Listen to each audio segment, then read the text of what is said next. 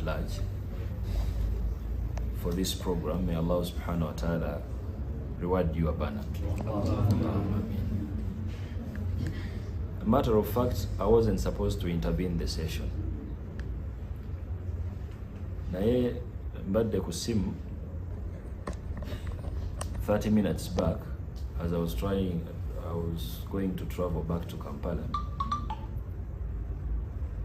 Nenzijukira ekigambo Dr. Fizi, Dr. Kabali kye bangamba in line with the DELCOC, the Dawa Liaison Committee etwala Dawa mu IU.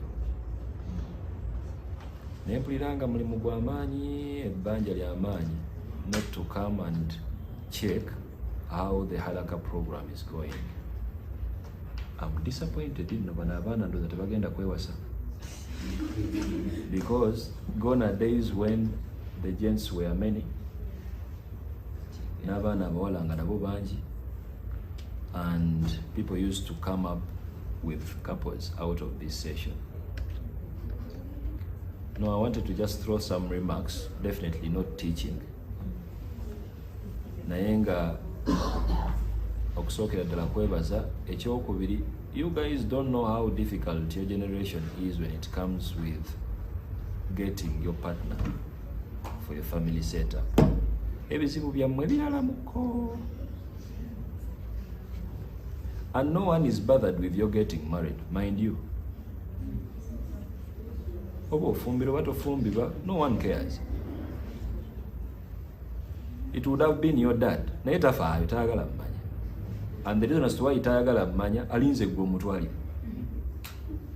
Initially it was, oyina kulinda, you have to wait for him to propose, bring someone. But today, buli omu mukowu, tata mukowu, mama mukowu, nawe oli mukowu. Now, it's a confusion.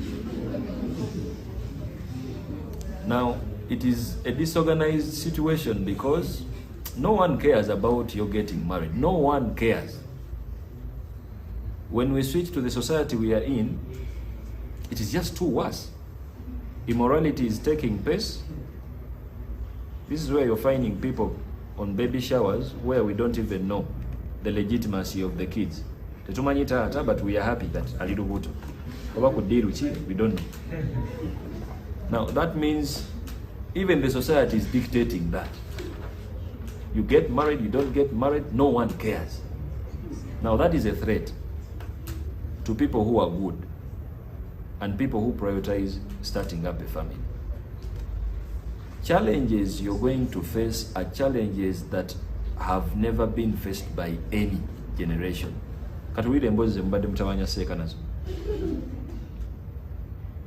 Imagine you're going to marry a girl, tata womuwala akugambe, my girl aina degree 2. Please, tomutuulako. Now, do you know what that means as a man? Do you know what it means, tata womwana go wasiza? To tell you that as the head of the family, your family. Do you know what it means, your wife earning $1 million when you're also earning $1 million? Are you going to go through that level of tolerance? Yakagweko ngazikuweddeko naye ng'okimanya ayingiza akakadde. Are you prepared to be that a man?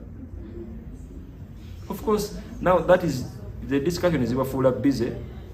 Nemumalako obudde wano because you're at campus, you're idle. But when you check reality, nga mubitandise. Now that is another story. Okwenoonya kwokka, it's another problem. Obuwulu bujjudde wano. Naye tomanyi kumanya. Ogenda tandika otya okufuna. Even that side, nabo bawulu bajjudde. You have to pretend like you're okay. You have to pretend like you're not desperate. At the same time, you need someone. So, like, that whole confusion. A year down the road, 2 years down the road, until you get out. May Allah guide us, and that's how problematic the situation is. That's why I would like to wind with a suggestion.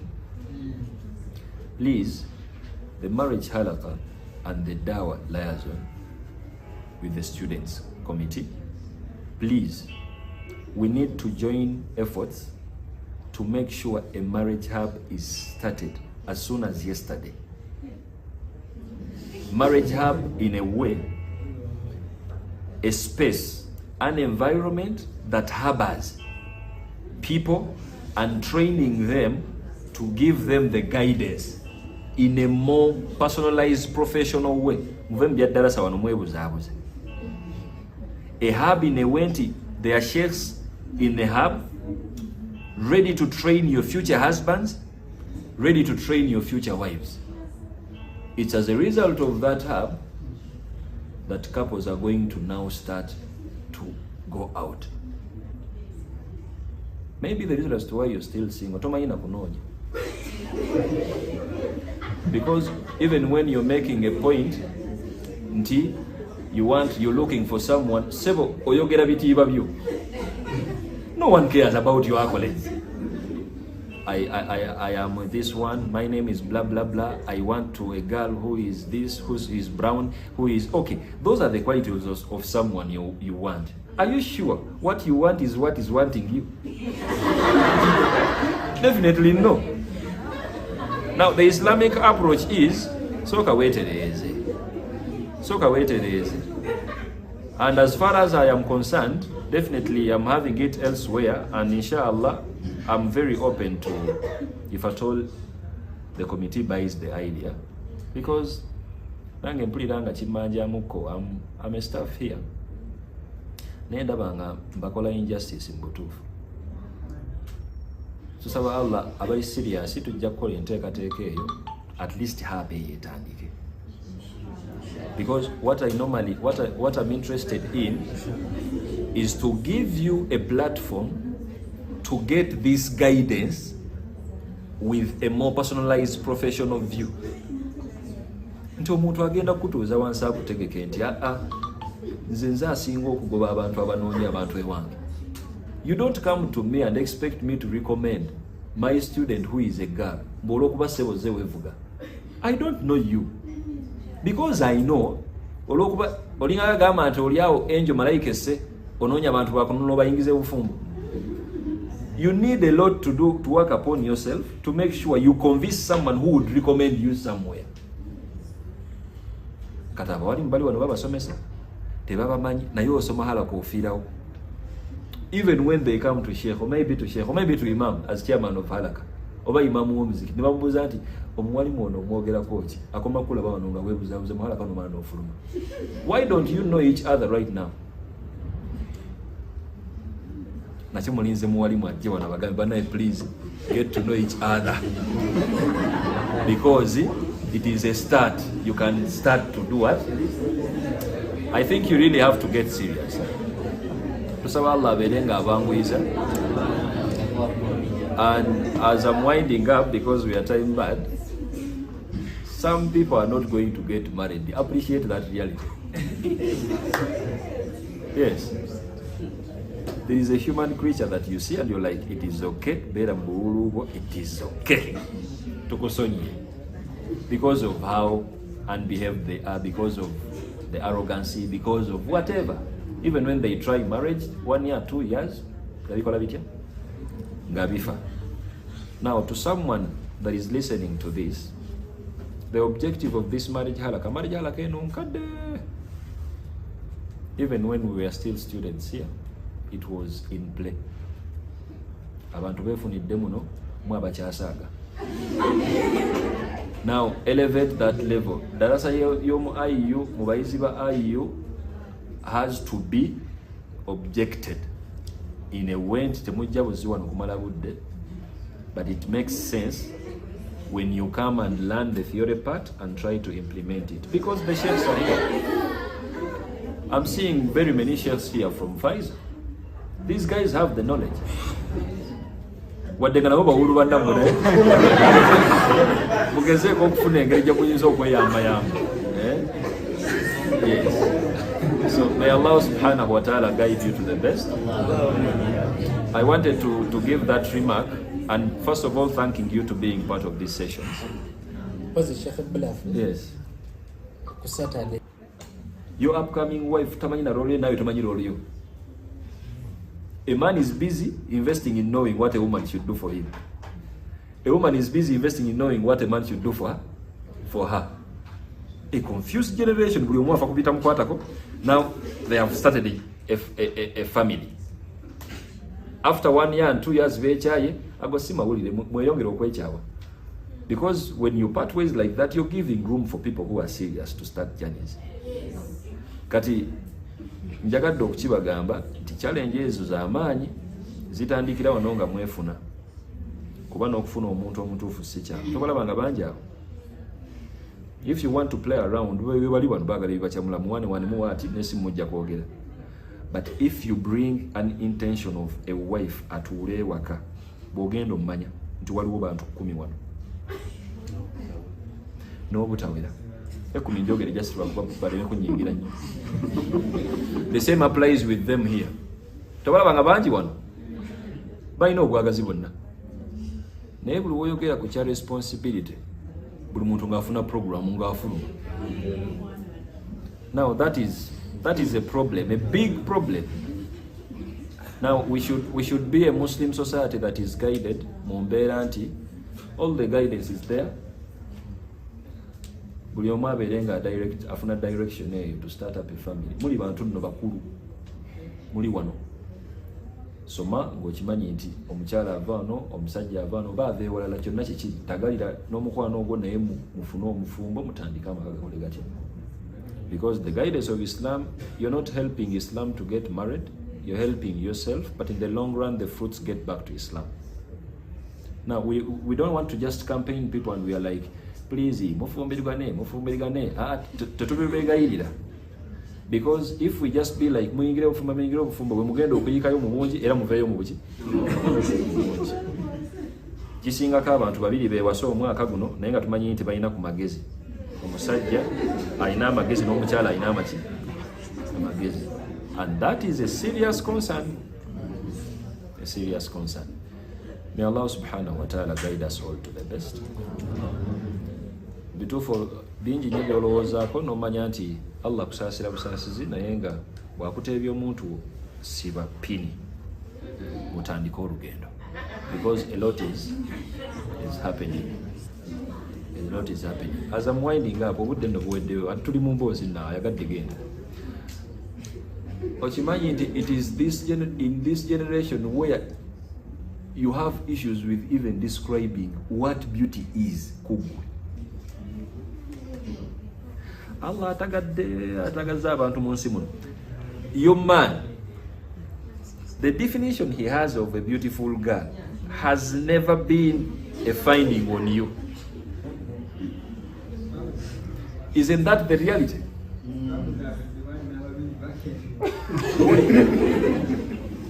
I remember maybe it was last week I was with my students at MOOC. Nembagamba nti basajja bammwe bano bali waneero batagayira mu bakyala abeeru naye ensonga lwaki ayagala omweru kubanga the mainstream media is painting that nti omukyala omweru ali mulungiko okusinga atali muki bawo yali mu lukuŋŋaano lwa trend eyo atagala amala kuwasa mu bweru bwo n'amanya nti ate mu butuufu saayagala nno mweru naye ng'oli mu bufumbo. The same applies with them. The whole description of handsomeness gyalina is dictated by money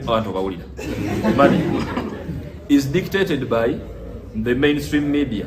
The influencers abatalina nnyo makulu mu society newe bafa society zitambula because psychologically a society is built with 3 categories. The first category be bantu abakulakula abacha bato bakyali awo tebeefuga emotions bali awo batagala. The second category is a category of reasoning people who are credible in a society. Bayambako society okubanga ebuildinga oyo bwafa tukaaba. The last category is a category omuntu nga alabye ekimala tayomba naawe awangadde ekimala ayise mu pain emala talina buddebo mukose yigagenda. Now how many of us are in the second and third? Now that reality alone bawo tomanyi jagwa. Because the reality is omukyalo omulungi in the west mutambuleko eduniya eno Allah yabalagira dda The reason as to why being slender, being white, and being small mu West is defined as beauty. Because n'abantu babe emmere gye balya yeeyo.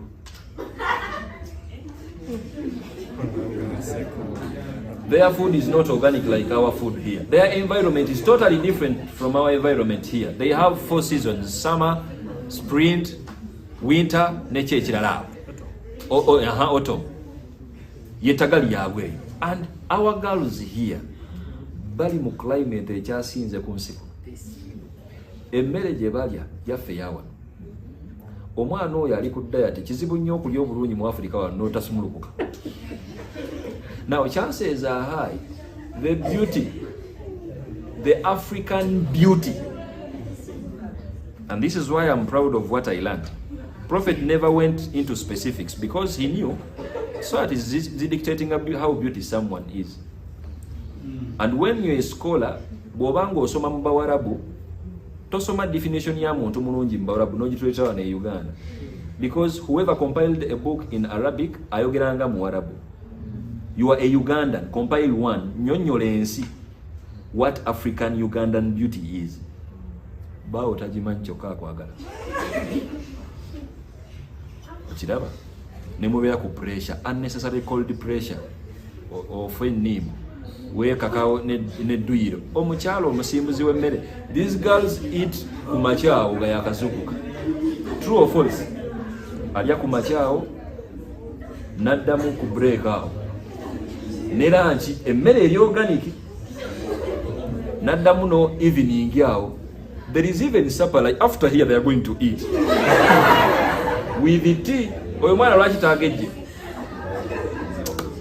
Now, our beauty is totally different from the beauty that people fall for. No musajja waffe wano waliwo ensonga lwaki ab'ebifuba wano beetaaga genda mu gym okugifuna ate bw'ateegendeeza n'alemerako ayinza okulabika obubi.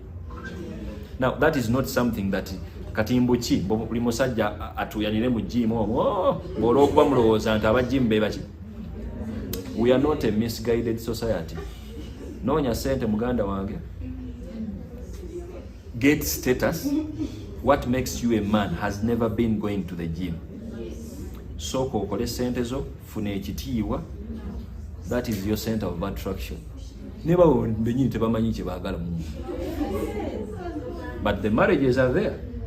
Someone is in marriage naye nga ali ku pressure ya musajja. Saagala bantu banene, saagala bantu batono. Mbadde wano nga mutawaanya seeka weetaaka ne nga abaana mmwe lwaki mutumenya. Why do you enter marriage when you're still young kids and boys and girls? Marriage is not for you. First mature. Ebibuuzo bye mutagaza n'abawalimu waneeno bibuuzo by'abaana bato. Do you know what it means omukyala ayingiza sente obukadde obubiri nga bbaawe akuwadde ekiragiro nti wallahi ne kapeti togigula gwamanyi sente zo kyozikolamu? Of course katoyogeza kubanga you're still a young girl tonaana ku aninga. Naye omukyala ategeera ina amakulu. That alone would be a psychological torture. Because a responsible man tajja kwagala sente zo. But that will still torture you kuba ajja kugamba wadde tupangisa. Emmere newe bateriiwo. Don't put any cent mu makaga. Now the number one question is, what life will you be living? Like, are you with a business partner or a life partner? And that is the guidance we normally give. Olaba ettabu gye mulina kati omulembe gwammwe. Eyo ttabu nabbi teyagiina. Ne basahaba batabuza obufumbo buseerera buseerezi mu mbeera ennungi because they understood the purpose of marriage. Imwe mukyayi mu discussions ezo. Now doesn't that call for a marriage hub, making sure nti amagezi gadda mu bantu? Like session ngeno bweggwa bino bya buli muntu anafumbirwa atayagala kufumbo buli muntu alina issues abeerewo. Wabeerewo ne hub ey'abantu abali serious. Nti eyo no idea. Dawe bwe naatwala ng'etwala, but I will definitely make sure it starts. Abantu nga bali serious muvubuka amaze wano emyaka 3 sina muntu mwenzi. Lwaki abaana watafunye mukyala? Omwana omuwala n'ava waneeno nga amagezi mwegali mwana yeekuumye talina buzibu. abono nifu ne balya show nino ne balya ngabalungi batagala. That herb will cater for them, because when you're going to enter into it, there are qualities now. Gwani bagala okumanya gwani tinze gundi ne gundi, I would like to be part. That's where you're going to get serious marriage discussions. Nga muli mwenna musobola okufuna obufumbo obutegereka in future. You invite these people abasomera the Islamic side ne baba guiding appropriately. From your other professions, you bring it in marriage, in the marriage hub too. You're thinking of a teacher who is a graduate in education, tasobola na kusomesa abaana kindergarten osasula kakadde, but he is having a degree in education. Oseka buwawasa. It would have made sense in her mukyala wo musomesa ekyo ekya baby mukimaze, muzaala abaana noonya fees wa P1 plus, ekyo teri mukyala asomya akyagala. And Islam is like, no, we do have no problem with you being elevated. Actually, Islam elevated you guys, but actually spice up that, put relevancy to that. Tifulume ebweru ng'omukyala bufumbo nno bwammwe tebukyali bwangu nnaku zino. It is hard to be an effective wife, an effective mother, and an effective person at work. What I tell my students is, you're not trained to work for people, you're trained to start up your businesses. Omanje kitegeeza okubanga bawo bosi ne mukama wo kumulimu bosi, ayenga mukama wo yakuwa ku sente, ono bawo just yakuwa sambu kye yakukolera. Now if you're not clever, you need that skill of knowing mbeera ntya omukyala ali effective, mbeera ntya maama ali effective, abaana bo bagenda kukubanga okuze, because you're career oriented, which is not bad, but your mother, that is your duty Allah gye yakuwa naturally. Kati omukyala omugezigezi bwafuna information ingeno asoma alowooza ku mulimu gwagenda okutandika.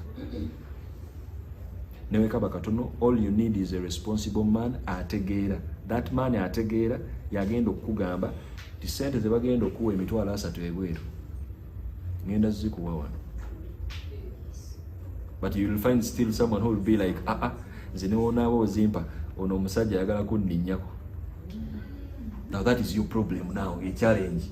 Ye mukyala gwokoze eki? Tusaba Allah abeere nga atuwa that guidance. Ofuna obukadde obubiri, mukyala wo mugambe nti buli wenyingiza obubiri bwenti nkuwaayo 10 oba 2 free, tekuliko kugula grocery, tekuliko zizo yiira. Asigala akyali mukyala effectively, baleme kumanyira mukyala wo. It is sensitive in a way. Saagala kulaba nnyo muntu ku mulimu ng'amanyira mukyala wange embukeera ku makya gy'oli ye yamuwasa. Now this is what a man goes through. Just lend me your attention. This is what a man goes through. Alaba musajja munne ayirirya mukyala we ku mitwalo 15.